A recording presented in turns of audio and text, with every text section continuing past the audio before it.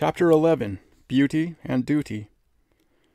In the above lights, it may be worthwhile to say a few words on the subjects of art and morality. Beauty and duty are two of the great formative ideas of which we have spoken. They operate especially in the more advanced sections of the human race, and wherever they make their appearance, they modify life profoundly. Like all the ideas, they are on one side an incommunicable, unanalyzable, innate feeling or sense. On the other side, they are structural and built up of many and various elements. The sense of beauty, the sense of duty, are each peculiar, unique feelings. They may be little or much developed, little or much manifested, but they come from within, and are as indescribable as the peculiar smell of a flower. On the other hand, they express and manifest themselves externally, in endlessly various forms and structures. If we remember what has already been said about the race life, we shall see that the idea of beauty or the idea of duty will take form in the long succession of the generations of the race, largely in accordance with the conditions of that life. That is, the one life or being or self of the race, impelling its individual members to honor and cherish the race in each other, or to sacrifice themselves for it, will stamp upon each individual mind a particular form or type of beauty or duty, which, through the repetitions of heredity, will be emphasized and fixed. Though such forms or types will differ much from each other in different races, and will depend along what particular external lines the great formative ideas are able to work in the given cases. Thus the ideals of the various races are formed. Thomas Hardy, in his very characteristic poem, The Well-Beloved, figures a man walking far one morning over hill and dale to visit his bride, and dreaming as he goes of her faultless form. Quote, "The God-created norm of perfect womankind. And lo, a shape like that he dreams glides softly by his side, so like that he asks it, 'Art thou she?' And the shape with equivocal voice replies, 'Thy bride remains within her father's grange and grove.' And he, 'Thou speakest rightly,' I broke in, 'thou art not she I love.' But again the shape replies, 'Nay, though thy bride remains inside her father's walls,' said she, 'the one most dear is with thee here, for thou dost love but me.' The man is puzzled, but when he reaches the end of his journey, things become clearer, for he finds his mortal bride indeed, but her look was pinched and thin, as if her soul had shrunk and died, and left a waste within. And the mystery is made manifest, namely, that the ideal and the real woman are two very different apparitions. O fatuous man, this truth infer, brides are not what they seem, thou lovest what thou dreamest her, I am thy very dream. Here the distinction between the mortal woman and the ideal norm of womankind is made very apparent, and the suggestion is of course made that the former derives her attractiveness merely from the fact of her arousing a reminiscence of the latter. On the subject of beauty, an immense amount has been written, and Tolstoy in his What is Art, though he only deals with writers of the last 2 centuries, manages to quote some 50 or 60 answers given to the question, what is beauty? Whether we agree with his somewhat contemptuous treatment of the philosophers and their divergencies or not, we cannot but be impressed by the fact that such an amazing amount of intellectual activity has been expended on this subject during that period, as indicating indeed its importance. And here it is interesting to find that Tolstoy groups the 50 or 60 answers of the philosophers under 2 fundamental conceptions. Quote, "The first is that beauty is something having an independent existence, existing in itself. That is one of the manifestations of the absolutely perfect, of the idea, of the spirit, of will, or of God. The other is that beauty is a kind of pleasure received by us, not having personal advantage for its object. Both classes of definition Tolstoy considers unsatisfactory. The first because it dwells in a vague and unknown region of mysticism, and is, quote, a fantastic definition founded on nothing. The second because it descends to mere physiology and the senses. But to us surely both are highly interesting. In fact, we see that philosophy only gives two answers to the question. The one is practically that of Plato, the other is that of modern science. The one places the sentiment of beauty in the perception of an absolute existence in the heavens. The other, in the reception of a pleasure not having personal advantage for its object. That is, in a pleasure inspired or generated by something beyond the personal life. Both therefore agree in considering the sentiment of beauty to be derived from our continuity with an order of existence beyond what we usually call our own. In the view of Plato, the dream figure which walked by the man's side was a reminiscence of some celestial form seen long ago, but still dwelling there, far in the heavens. In the view of heredity, it was the reviviscence within the mind of a luminous form, the complex product or manifested presence of ages of race consciousness and memory. In either case, it was the waking of another order of consciousness within the man. I shall now, even though the evidence may not seem absolutely conclusive, assume that this general aspect of the question is the right one, and proceed to inquire what we may infer from it. In the first place, it would seem that if the dream figure walking beside the man is merely the rehabilitation of some memory within him, its connection with the living mortal woman to whose feet he is making his pilgrimage is of the slightest, and that in that view love is indeed a sad illusion, as Thomas Hardy, in his pessimistic way, seems to suggest. The dream figure, which is the real inspiration of the man's love and devotion, is a merely subjective fancy, and the mortal woman only the painful actuality, which by some accident chanced to recall a dream. But it will easily be seen that the whole point of my endeavor hitherto, on this subject, will have been missed if the kind of vision with which we are dealing be thus characterized as merely subjective. Taking the hereditary view, we cannot refuse to see that the race life, which builds up and projects these visions, dreams, and glamours, is intensely real, and that the visions, etc., are quite real and necessary manifestations of it. This race life is, as a matter of fact, within each of us, and forms the chief, though a subconscious part of our individual selves. We, as conscious individuals, are simply the limbs and prolongations of it. When, therefore, Thomas Hardy's pilgrim sees the, quote, God-created norm of womankind walking beside him, he sees something which, in a sense, is more real than the figures in the street, for he sees something that has lived and moved for hundreds of years in the heart of the race, something which has been one of the great formative influences of his own life, and which has done as much to create those very figures in the street as qualities in the circulation of the blood may do to form a finger or other limb. He comes into touch with a very real presence or power, one of those organic centers of growth in the life of humanity, of which we have spoken, and feels this larger life within himself, subjective if you like, and yet intensely objective. And more, for is it not also evident that the woman, the mortal woman who excites the vision, has some closest relation to it, and is indeed far more than a mere mask or empty formula which reminds him of it?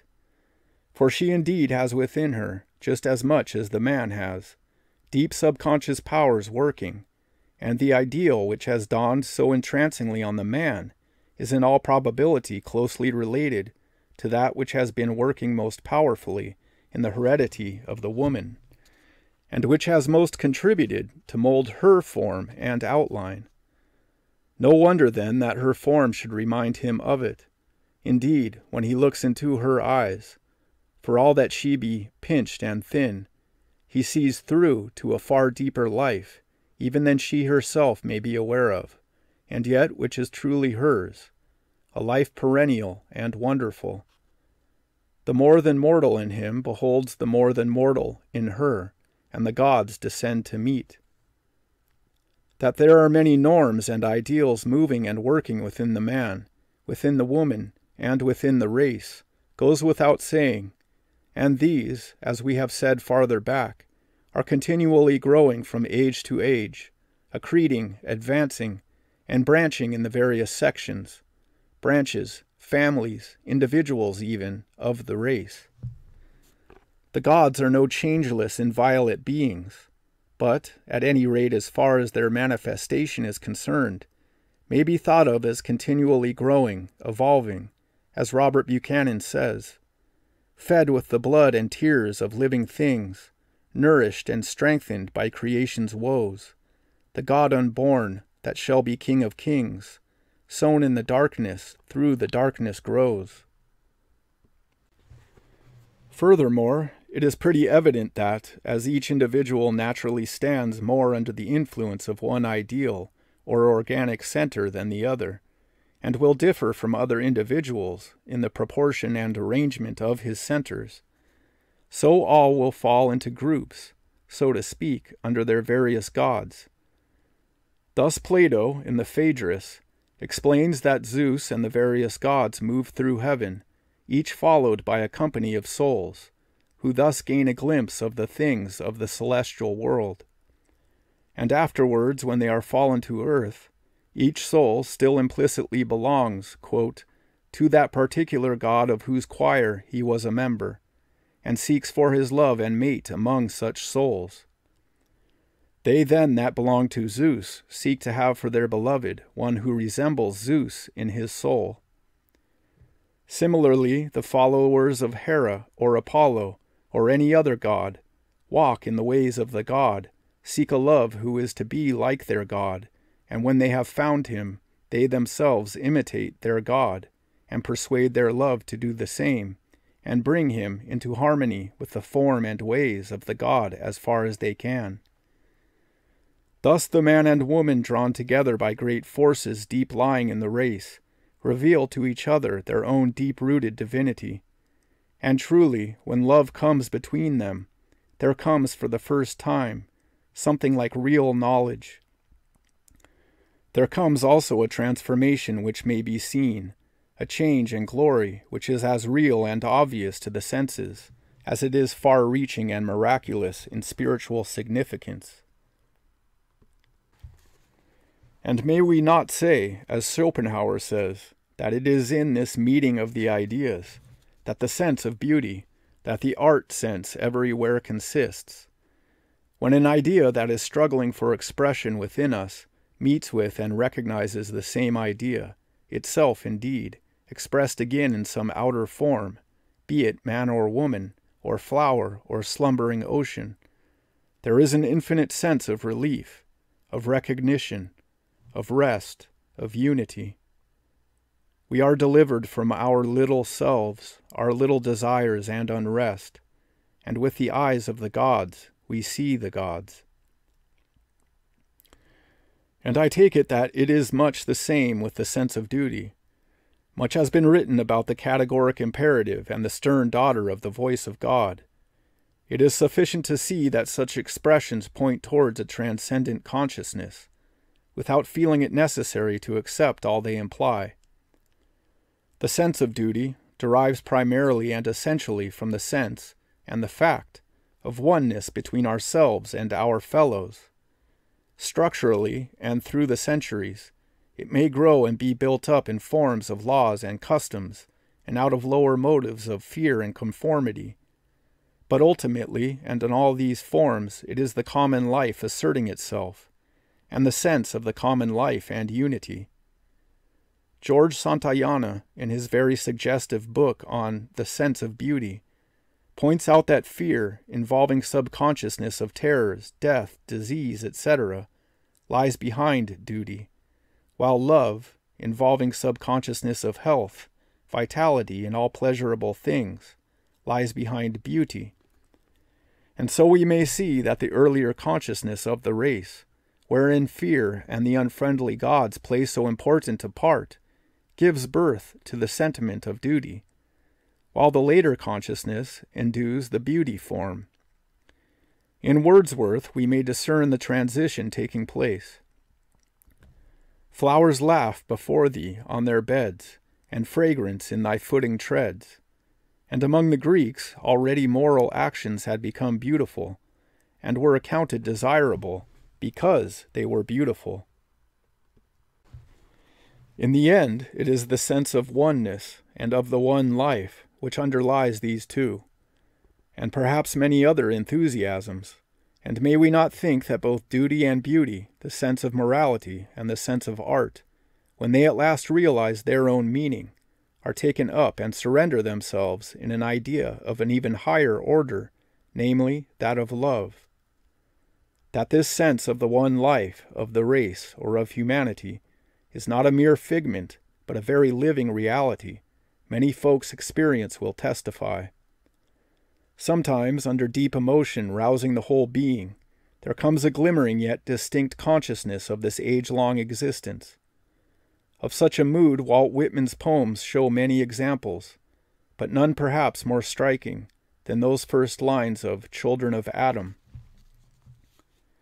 Amorous, mature, all beautiful to me, all wondrous. My limbs and the quivering fire which ever plays through them, for reasons most wondrous.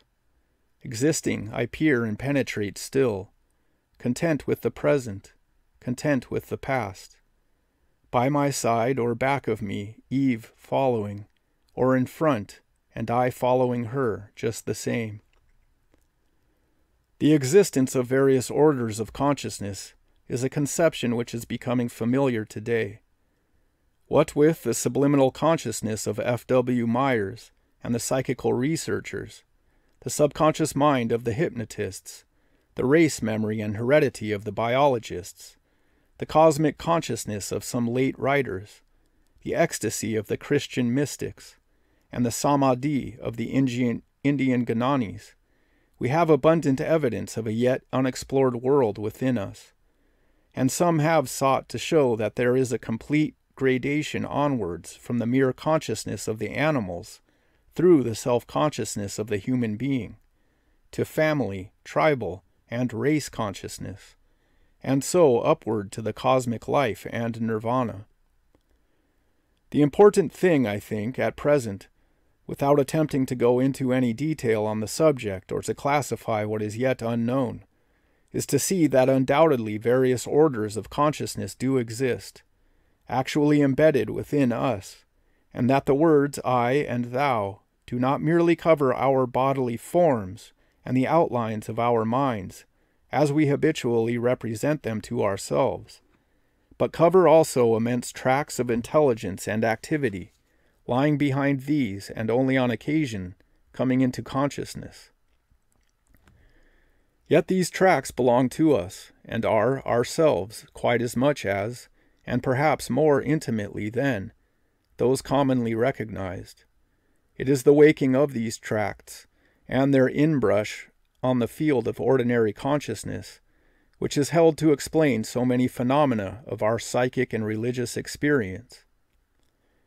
To command these tracts in such a way as to be able to enter in and make use of them at will, and bring them into permanent relation with the conscious ego, will I think be the method of advance, and the means by which all these questions of the perduration and reincarnation of the ego, and of its real relation with other egos, will at length be solved.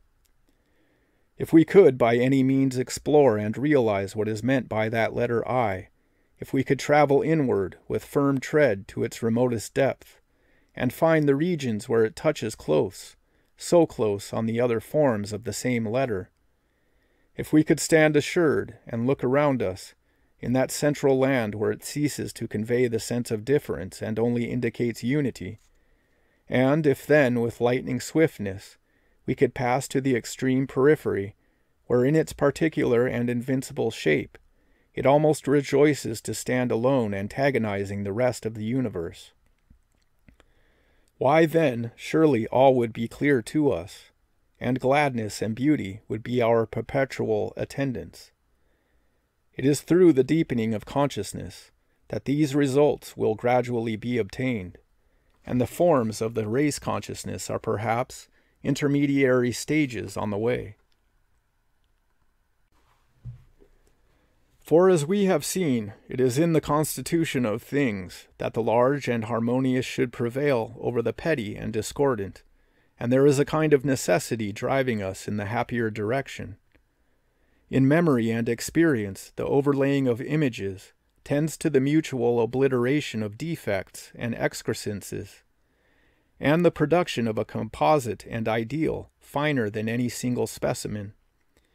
And, just as in the case of musical sounds transmitted a long distance through the air, the discords cancel each other, leaving harmony in the end, so, in hereditary transmission, the elements which are mutually harmonious prevail. The organic centers in the race, or in the individual, which tend to strength, peace, harmony, life, persist. Those which tend to unbalance, pettiness, decay, and mutual conflict, dissolve and disappear. The angels overcome and eject the devils. The root truths, qualities, powers of the universe move ever forwards to their expression. Beauty, amid the tangle of the superficial and unfinished, shows itself more and more. Man rises from the life of his petty self to that of his family, his tribe, his race, mankind, finding his greater self each time in these. And as he does so, his gods lose more and more their deformity and terror, and become clothed with harmony and grace. The primitive gods, the early idealizations, are more local, partial. They represent the mental states of unformed people living in tribes, families, localities. They are grotesque, fearsome, foolish, these Typhons, Mexitlis, bulls, grizzlies, Dagons, Satans, and other monsters. Yet they linger in all of us still, incarnations of foolish heart-quakings and prejudices, which, though dismissed by our better reason, still haunt the twilight grounds of our subconsciousness. Farther on and higher in development, we come to such beautiful impersonations as Apollo, Aphrodite, Demeter, Isis, Mary, representing far profounder movements and intuitions of the human mind, or to those general tendencies to deify the king or the warrior or the saint, which may be found in most races. And all of these too linger in us, inspiring the great mass of our religion, poetry, ideals, and those enthusiasms which lift us out of daily life into other spheres of emotion and experience. But all these refer to particular aspects of humanity. It is only with the incoming of democracy, in its largest sense, that the idealization of the common man and woman, of the human being, irrespective of all adornments, occurs. The Egyptian could see plainly that the mighty Pharaoh, as he drove by in his chariot, was a god, but he could not see that the Negro slave, who flicked the flies from his royal master, was equally divine. But Whitman boldly says of the men and women of the street, quote, "What gods can exceed these that clasp me by the hand?" For him the sight of a simple human being was sufficient to wake the glow and halo of divinity. This latent and greatest idealization proceeds clearly from the fact that the image or object in such cases rouses the glorified consciousness, not of any one line of experience and memory, not of any particular aspect or section of the race, but of humanity itself. When the consciousness in a man has deepened, so far that it is in touch with that of humanity, then clearly any human being may wake that deeper consciousness, and its awakening is accompanied by a sense of glory, wonderment, and perennial splendor as great or perhaps greater than that which accompanied the visions of the elder gods. Here in this perennial immeasurable consciousness sleeping within us, we come again to our celestial city, our home from which as individuals we proceed, but from which we are never really separated. It is surely some intimation and sense of this, some need of its revelation, which gives for us the charm of utopias and dreams of paradise and cities of the sun. What exactly our relation as individuals to that whole and to each other, and what our relation to the past and future may be, are questions which for the present we need not trouble ourselves with. When it is realized that the central life is, and lives and moves within us, that it is in some sense ourselves, these questions will largely fall away. Every man feels doubtless that his little mortal life is very inadequate, and that to express and give utterance to all that is in him, he would need many lives, many bodies.